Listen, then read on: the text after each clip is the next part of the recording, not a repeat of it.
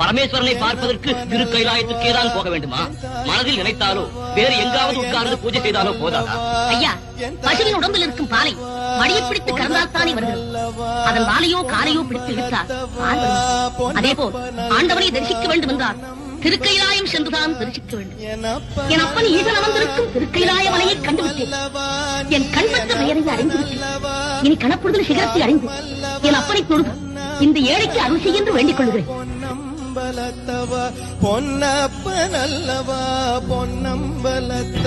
இது என்ன சோதனை?